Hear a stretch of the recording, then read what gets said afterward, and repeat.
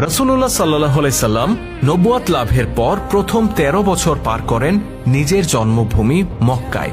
এ সময় মক্কার মানুষদেরকে তিনি ইসলামের পথে আহ্বান করেন, কিন্তু মক্কার অধিকাংশ মানুষই তা প্রত্যাখ্যান করে। উপরন্তু তারা রাসূলুল্লাহ সাল্লাল্লাহু আলাইহি সাল্লাম ও তার সাহাবীদের উপর চাপিয়ে দেয় নির্যাতনের পাহাড়। এই নির্যাতনের মুখে একসময় মুসলিমরা মদিনায় হিজরত করে।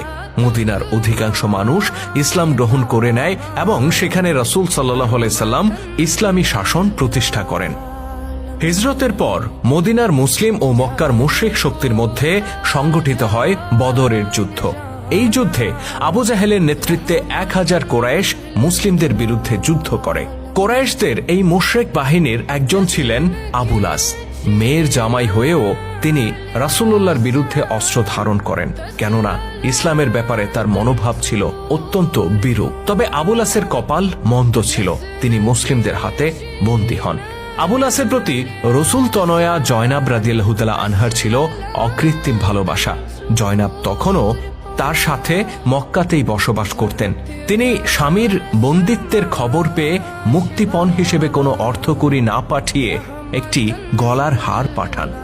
এই হারটি ছিল রাসূলুল্লাহ সাল্লাল্লাহু আলাইহি সাল্লামের প্রয়াত স্ত্রী খাদিজা রাদিয়াল্লাহু তাআলা আনহার। জয়নাবের বিয়ের সময় তিনি মেয়েকে এটা উপহার দিয়েছিলেন।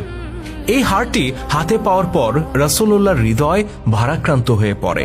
প্রয়াত প্রিয়তমা খাদিজার চেহারা ভেসে ওঠে তার মানসপটে, চোখ দুটি ছলছল করে ওঠে।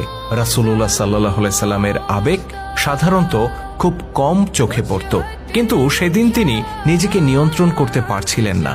নিজের চেহারা তিনি কাপড়ে ঢেকে ফেলেন। অতঃপর সাহাবীদেরকে বলেন, তোমরা যদি চাও তাহলে জয়নাবের স্বামীকে মুক্ত করে দিতে পারো, আর এই হারটিও তাকে ফেরত দিতে পারো। রাসূলুল্লাহর আবেগের মূল্য সাহাবীদের কাছে ছিল দুনিয়ার সমস্ত কিছুর ঊর্ধ্বে। তারা মদিনার বন্দিশালায় গিয়ে আবুল আসকে মুক্ত করে দেন এবং জয়নাবের পাঠানো হারটিও তাকে ফিরিয়ে দেন। মুক্তি পেয়ে আবুল আস রাসূলুল্লাহর কাছে যান। রাসূলুল্লাহ তার কানে কানে কি যেন বলেন, কি বলেছেন সেটা কেউ শোনেনি, কিন্তু আবুল আস হঠাৎ সক্রিয় হয়ে ওঠেন এবং তৎক্ষণাৎ মক্কায় চলে যান। সেখানে গিয়ে তিনি জয়নাবকে মদিনায় পাঠিয়ে দেন। জয়নাব মদিনায় আসলেন, তবে তার এই যাত্রা খুবই কঠিন ছিল।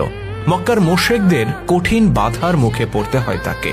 তিনি গুরুতর আহত হন, এমনকি অন্তঃসত্ত্বা থাকায় এ সময় তার গর্ভপাতও হয়ে যায়। এই আঘাতের ধকল তাকে আমৃত্যু বয়ে বেড়াতে হয়েছিল। সময় গড়িয়ে যায়। আবুল আসের এখন নিঃসঙ্গ জীবন। জয়নাব শত অনুনয় বিনয় করেও স্বামীকে মদিনায় আনতে পারেননি। দুজনে দুই প্রান্তে একাকী জীবন পার করতে থাকেন। বেশ কয়েক বছর পরের ঘটনা। কোরাইশদের একটি বাণিজ্য কাফেলার নেতৃত্ব দিচ্ছিলেন আবুল আস। তারা সিরিয়ায় বাণিজ্য করে মক্কায় ফিরে যাচ্ছিল। কাফেলাটি মদিনার কাছাকাছি পৌঁছলে মুসলিমরা খবর পেয়ে কাফেলার সবাইকে বন্দী করে মদিনায় নিয়ে আসে। জয়নাব রাদিয়াল্লাহু তাআলা আনহা খবর পেয়ে দৌড়ে মসজিদে নববীর কাছে আসেন এবং ঘোষণা করেন, হে লোক সকল, আমি আবুল আসকে নিরাপত্তা দিচ্ছি। এই নিরাপত্তায় বাধা দেওয়ার সুযোগ ছিল না।